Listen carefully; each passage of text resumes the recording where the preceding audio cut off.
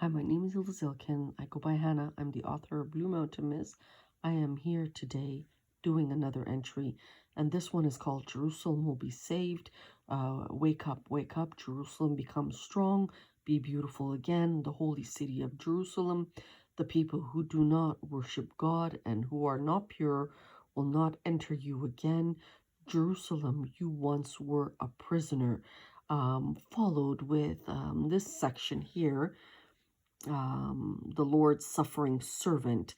Now, when we think of Jerusalem, one of Hannah's journals had, which was part of the Divine Collection, had not just Jerusalem's early etymology, but interesting information on Jerusalem. Now, how did this person who was raised by the Black community, who did not fit a particular profile, for example, like police have tons of profiles, based off socioeconomics, etc., learn about Jerusalem? You have to actually watch the movie. And we are trying to do this 12 skit movie in a summary format, just to provide an interesting backing on her life story. Now, when we think of Jerusalem Will Be Saved, what did Hannah do, which is very important part of history? She actually brought out the Tower of Babylon, but she didn't do it in normal format.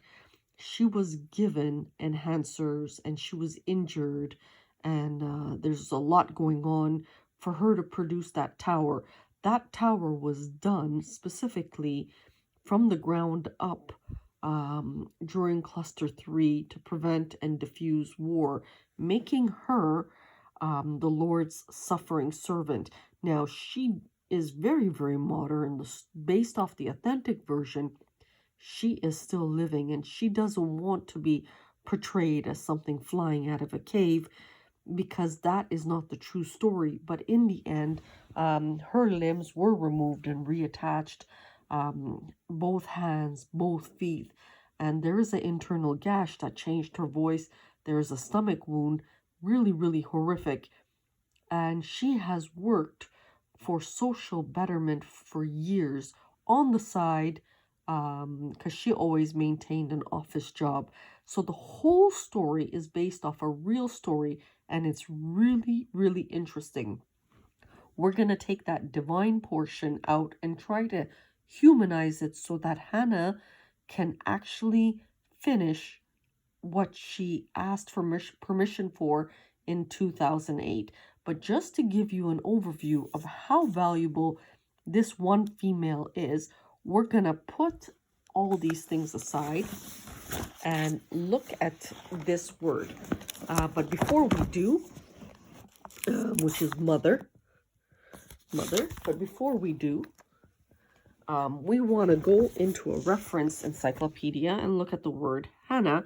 Hannah, also spelled Anna, is the mother of Samuel, the Jewish judge, childless as one of the two wives of Elanaka, whatever that means.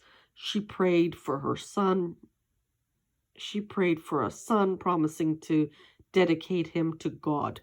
Now, that is just a reference dictionary. That is all we have on Hannah. Britannica's old reliable source. But let's go back to the word mother. Now, you remember what Hannah said? She got a lot of books that are a little bit old in age. And this is one of them. It's a 3-part Persian, part Turkish, part Arabic dictionary. And by all means, linguistics is linguistics. It doesn't matter where it comes from. They are all valuable. But just to present something, Anna here has been changed as children's dialogues. Now, how do I know that is new? Because Hanna did work on part of her linguistic anthropology on the word mother. Now, I know the word mother here, sorry, I was painting. The word mother here is part of the Republic's dialogue. And here it's been put as children's dialogue. So they've taken the word Anna, which is local to Anatolia in animal format, and just utilized what I used as with the modern version of mother, which is Anne. Now, Anne is very, very modern. And this is probably why Hanna is ranked #1 for linguistic anthropology as well, because she can decipher whether the word is old, the whether is new. She should actually just simply work for the Vatican's linguistic department, honestly. But in this particular case, Anne is the Republic's modern version of mother. And they've changed Anna, which is children's dialogues, which is part of Hannah's work inside her journal, and put it for the modern Republic's Turkish. You see, this is what happens when you are a male and you are very, very domineering and controlling, and you feel the need to just arbitrarily take work and go through the whole dictionary and assume you're right. You see, if you had asked Hannah, Hannah would have told you that Anne is only under 100 years old versus Anna is probably 2 million years old. So she can decipher that difference, variance. So if that's not valuable, maybe most people might not think it is. It's extremely valuable for 1,001 reasons. And again, you have to, if we do the movie, there's going to be a very mind-boggling one skit in there that will kind of give you a clue on the language component of why she is ranked #1 alone, just on that one journal of linguistics. So that is where we are today. The deciphering of Anna, and even with Hosh Hanna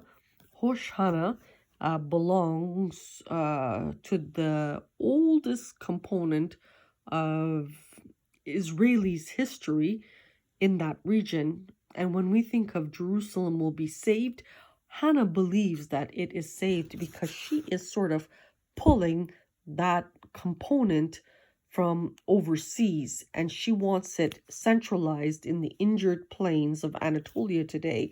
Remember, because of her, they wanted to eliminate both Turkey and Canada, and the rich can do that. They have the power and the money, and Lucifer's entourage could do that. So we're going to put that divination component aside and just focus on doing as many lectures as possible. Now, here is one boo-boo, strictly Hannah knowing that that's a mistake. You see, and this is what she means, why this person's so important, but it's the revenue component, and it's the greed, and it's the male dominance that takes these individuals.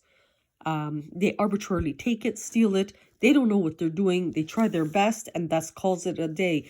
But when we think about it, me highlighting that this word is under 100 versus Anna is 2 million is a big difference for the progression of linguistic evolution. So that is where we are today. Just another entry.